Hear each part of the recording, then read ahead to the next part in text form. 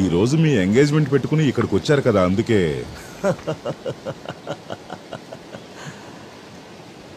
మీ అందరికీ ఒక special treat ఇద్దామని వచ్చాను.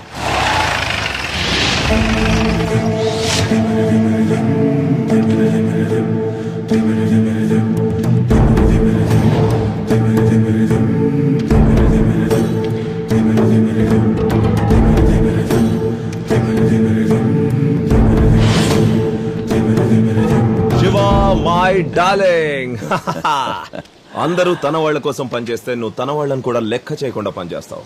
I love you.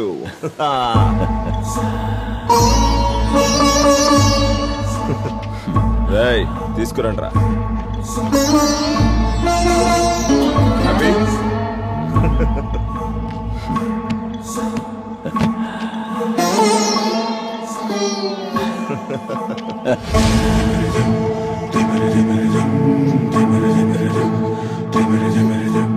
రే, వెళ్ళండి రా.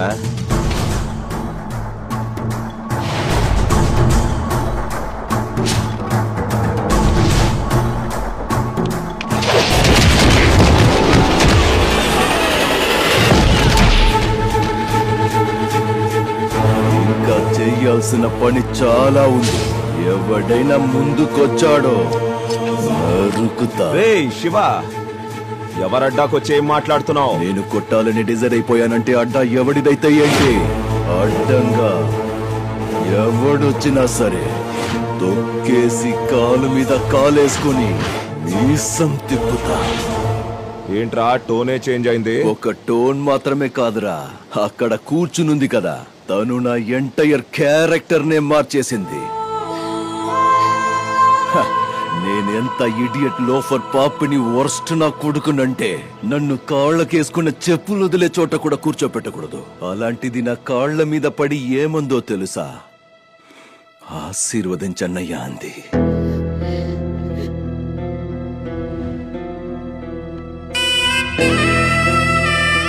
ఈ చేత్తో ఎన్నో పాపాలు చేసిన ఒక్కరోజు కూడా ఈ చెయ్యి షేక్ అవ్వలేదు. కానీ తను రాఖీ కడుతుంటే నా చెయ్యి షేక్ అవ్వడమే కాదు, ఏకంగా నేనే షేక్ అయిపోయా. తను నా కాళ్ల మీద పడినప్పుడు తన కన్నీళ్లతో నా కాళ్లు తడిచాయి. నా తలకెక్కిన పొగరంతా తన కన్నీటితో కడిగి పారేసింది. ప్రేమానుబంధాల్లో ఇంత పవర్ ఉంటుందని నాకు అప్పుడే తెలిసింది. లైఫ్ లో ఫస్ట్ టైం. వింటున్నావా? లైఫ్ లో ఫస్ట్ టైం డబ్బు కంటే ప్రేమకే పవర్ ఉందనిపించింది.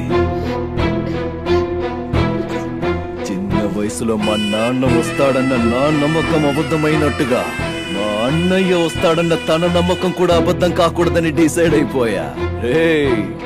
నేను మోసం చేస్తున్నానని తెలిసి కూడా నేను పిలిచిన వెంటనే ఒక్క మాట కూడా మాట్లాడకుండా మా అన్నయ్యని వచ్చింది కదా, ఆ నమ్మకాన్ని మోసం చెయ్యకూడదని ఫిక్స్ అయిపోయా. అందుకే తనని నాతోనే తీసుకొచ్చాను. ఇదంతా తన ముందు చేస్తున్నది నేనేంటన్నది ప్రూవ్ చేసుకోవడానికి కాదురా, ప్రతి ఒక్క చెల్లెల ముందు తన అన్నయ్య వచ్చి నిలబడితే ఎలా ఉంటుందో అని ఇలాంటి వేదవన కొడుకుల ముందు ప్రూవ్ చేయడానికి. రేయ్, నీ వెనకాల తనుంటే నా వెనకాల ఎవరున్నారో తెలుసుగా? My dad JB the king maker. Extra డబ్బులు కావాలంటే అడుగు, ఇంకో సూట్ కేసు పారేస్తా. చేతికి కట్టిన ఆధారం కట్ చేసి తను నువ్వే ఇక్కడ వదిలిపెట్టి వెళ్ళాలి. వీఆర్ గుడ్ ఫ్రెండ్స్ బేబే. అడ్రస్ తెలుసుకుని సర్వీస్ చేయడానికి నేను కొరియర్ బాయ్ కాదురా, ఫైటర్. కొడితే ఎవడు అడ్రస్ అయినా గల్లం తవ్వాల్సిందే. పోయాడికి నా పేరు చెప్పండి. చేసేదంతా చూస్తూ సైలెంట్ గా ఉండడానికి ఆ శివుడి ముందున్న నందిని కాదురా, ఆ దుర్గమ్మను మోసుకు తిరిగే సింహాన్ని. వాడికున్న పవర్ అంతా యూజ్ చేయని, వాడికున్న జనాన్ని యూజ్ చేయని, లేదా వాడికి ఏదైనా ఇక్కడ దమ్ము కాని ఉంటే అది కూడా యూజ్ చేసినా సరే ఐఎమ్ రెడీ టు ఫేస్. ఒక్కడనే వస్తా, చూసింది తలకెక్కే లోపు అంతా ఫినిష్ చేసుకుని అక్కడి నుంచి వెళ్ళిపోతానంతే. బచ్చాగాళ్ళు సింపుల్ గా ఒక్కడిచ్చినందుకే లేవకుండా పడుకున్నారు. నేను సీరియస్ గా కొడితే స్ట్రైట్ గా కాటికే. ఏంట్రా చూస్తూ నించున్నారు? ఒకరు నింపుకొని పంజా విసరడానికి వచ్చిన ఆ సింహాన్ని చీల్చి సముద్రంలో పారేయండి.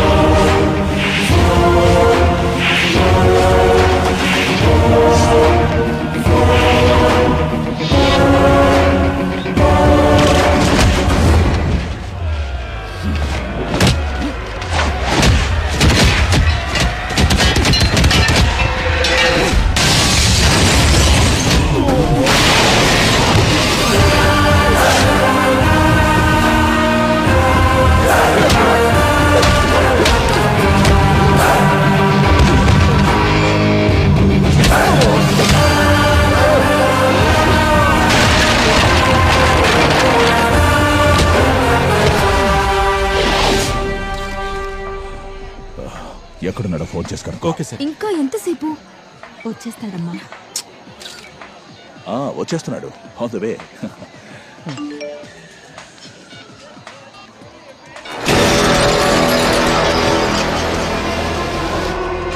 ఈ రోజు వాడు ఎంగేజ్మెంట్ చేసి పెళ్ళై సంసారం చేసే ముందు కొంచెం సంస్కారం నేర్పిద్దామని వేలాడ తీశా. నా కొడుకేమైనా అయిందో? అది కూడా నీ చేతిలోనే ఉందిరా. ఏం కావాలా నీకు? ముందు వదిలేయ్. జైల్లో ఉన్న ఆ మనిషిని ముందొదిలేయ్. ఆ ఏరియాలో హాస్పిటల్ కట్టాలనుకున్న నీ కలను ముందొదిలేయ్. వదిలేమని చెప్తాను. ఇప్పుడే వదిలేమని చెప్తాను. నా కొడుకుని మాత్రం వదిలిపెట్టు. నేను నా నీడను కూడా నమ్మనురా. నీలాంటి కంత్రిగాడిని ఎలా నమ్ముతాను? మూసుకుని ఇప్పుడే నువ్వు వెళ్ళి ఆయన్ని రిలీజ్ చేయించు. నువ్వు చూస్తున్నావుగా నీ కొడుకుని, నాకు కూడా ఆయన్ని చూపించు. వెళ్తున్నా. బండి తీరా త్వరగా. పోలీస్ స్టేషన్ పోనీ. వారిని రిలీజ్ చేయరా. చెప్పింది చేయరా త్వరగా. సార్ తప్పైపోయింది. మేడం మీరు కూడా వెళ్ళండి. వెళ్తున్నారు కనిపిస్తుందా? వెళ్తున్నారు చూడు. వెళ్తున్నారు చూడు.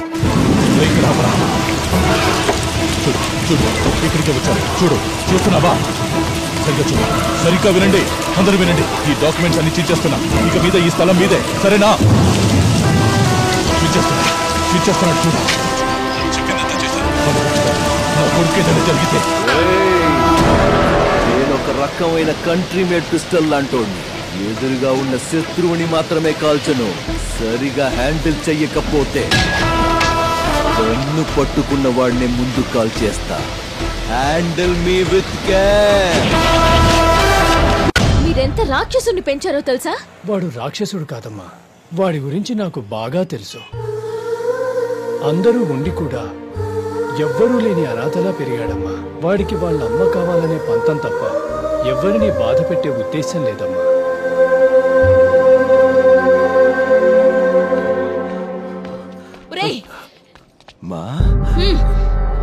అమ్మా అని పిలవక నోటితో నన్ను.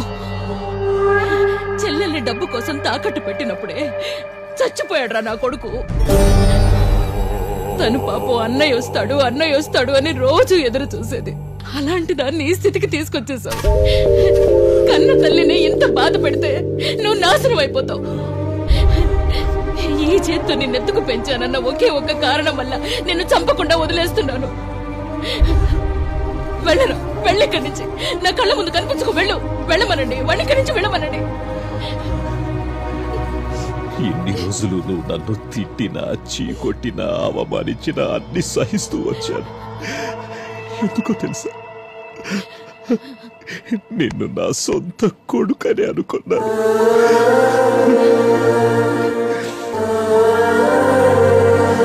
కానీ నువ్వు నా కూతుర్ని ఒక ఆడపిల్లని కూడా చూడకుండా ఈ స్థితికి తీసుకొచ్చావు.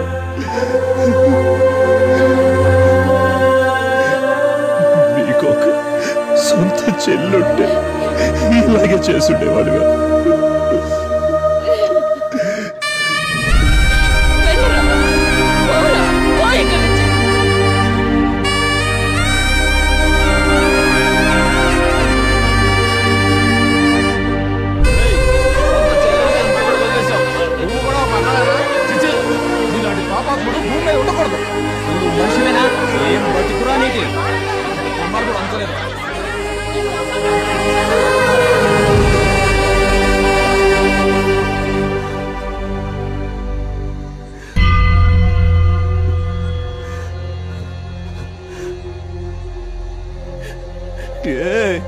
ఏ స్వామి, ఇప్పుడు ఏడవాలా? నేను ఏడవడం నువ్వు చూడాలా? నేను ఏడవను. ఇంకా ఎన్ని కష్టాలు ఇస్తావో ఇవ్వు, ఎదురించి నిలబెడతాను. ఏడవను. ఎందుకో తెలుసా? వాళ్ళందరూ నాకు బంధాల విలువ తెలియదని, హృదయమే లేదని చెప్పేశారు. నువ్వే కదా నన్ను చిన్నప్పటి నుంచి చూసింది.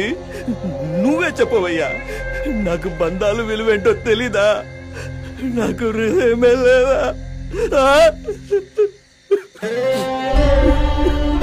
చిన్నప్పటి నుంచి నాకు మా అమ్మ కావాలి, ఆమెను బాగా చూసుకోవాలి, దానికి డబ్బులు బాగా సంపాదించాలి అని మాత్రమే అనుకున్నాను.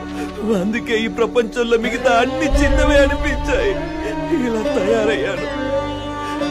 కానీ హాస్పిటల్లో మా అమ్మ ఏమందో తెలుసా? కానీ పెంచిన ఒకే ఒక్క కారణం వల్ల తన చేతులతో చంపలేదండి. అయినా తనకేం తెలుసు, తను ఆ మాట అన్నప్పుడే నేను చచ్చిపోయాను. నేను నాకు ఎవ్వరు వద్దనుకున్నప్పుడు అందరికీ నా భయం వల్లనో కోపం వల్లనో ఏదో ఒక రూపంలో వాళ్ళ హృదయంలో కొంచెమైనా చోటు ఉండేది. కానీ ఈ రోజు నాకు అందరూ కావాలనుకుంటున్నాను. నాకు మాత్రం ఎక్కడ చోటు లేదు. ఏ ఫిట్టింగ్ పెట్టావయ్యా స్వామి? భలేవాడు అయ్యా నువ్వు. ఏవయ్యా, నాలో ఉన్న బాధ చూడవయ్యా, నీకే అర్థమవుతుంది. అదే నేను పాత శివయ్య ఉంటే అందరినీ నిలబెట్టి ఎవరిని తిడుతున్నారు తెలుసా? మీకు ఇదంతా చేసింది నేనే అని చంప పగలగొట్టి బుద్ధి చెప్పు ఉండేవాడిని. ఇప్పుడు నేను కొత్త శివుణ్ణి కదా, ఏం చేయమంటావు? అందుకే నీ దగ్గరకు వచ్చి అన్ని చెప్పుకుంటున్నాను. ఇదిగో స్వామి, నేనేం చెప్పకపోయినా అంతా నీకు తెలుసని నాకు తెలుసు. అంతా తెలుసు కూడా నువ్వు మౌనంగా ఉన్నావు చూడు, అందుకు నా కోపం. ఏంటి నా మీదే వీడు కోపం చూపిస్తున్నాడు అనుకుంటున్నావా? ఈ పూటకి, ఈ నిమిషానికి కోపం చూపించాలన్నా, ప్రేమ చూపించాలన్నా నాకు నువ్వు తప్ప ఇంకెవరున్నారు? వాళ్ళందరిలాగా నువ్వు కూడా నా మీద కోపం చూపించగయ్యా. నీకు చేతులెత్తి దండం పెడతా. నా లైఫ్ లో ఇంకెవరిని ఇబ్బంది పెట్టను. నీ మీద ఒట్టు. రేపే అందరి నుంచి దూరంగా వెళ్ళిపోతాను. ఎక్కడికైనా వెళ్ళి ఏదైనా చేసుకుంటాను అనుకుంటున్నావా? లేదు. నాకు జన్మనిచ్చింది అమ్మే అయినా నాకు జీవితాన్నిచ్చింది నువ్వు. దాని మీద అన్ని హక్కులు నీవే. ఈ ప్రాణం లాక్కోవాలన్నా అది నువ్వే లాక్కోవాలి. కానీ నాకు ఒక మాట ఇవ్వు, నేను ఎక్కడికి వెళ్ళినా నువ్వు నాతోనే ఉండాలి. ఉంటావు, నాకు తెలుసు. ఈ భూమి మీద ఆ శ్రీరాముడికి నీకంటే గొప్ప భక్తుడు ఎవరైనా దొరుకుతాడా? అలాగే నీకు నాకంటే గొప్ప భక్తుడు దొరకడు. అవును కదా? అవును. సర్లే, నువ్వు పడుకో. నాకు ఏడవాలనిపిస్తుంది. పొద్దుందాకా ఏడవాలి. అక్కడే సైడ్ లో కూర్చొని ఏడుస్తా. నీ భక్తులు నీ ముందు కన్నీళ్లు కారిస్తే నువ్వు ఎంత బాధపడతావో నాకు తెలుసు. చెప్పానుగా, ఏడవను. నీ ముందు నేను ఏడవను. ఉంటాను.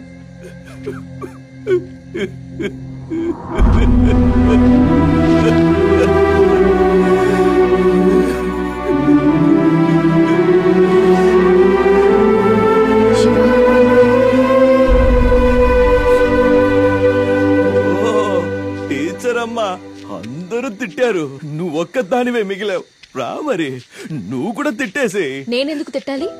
ఏ చిన్న బాధ కలిగినా అందరికీ చెప్పుకుని సింపతి కొట్టేసి ఇలాంటి రోజుల్లో ఇంత బాధని ఒక్కడివే దాచుకుని ఎలా ఉండగలిగావురా? చూడు, నీ బాధని దూరం చేస్తానని నేను చెప్పను, కానీ ఇక ముందు నీ బాధని పంచుకోవడానికి నేనున్నాను. అర్థమైందా? పీసులు నువ్వు తిని రైస్ నాకిస్తే చాలు. అర్థమైందా?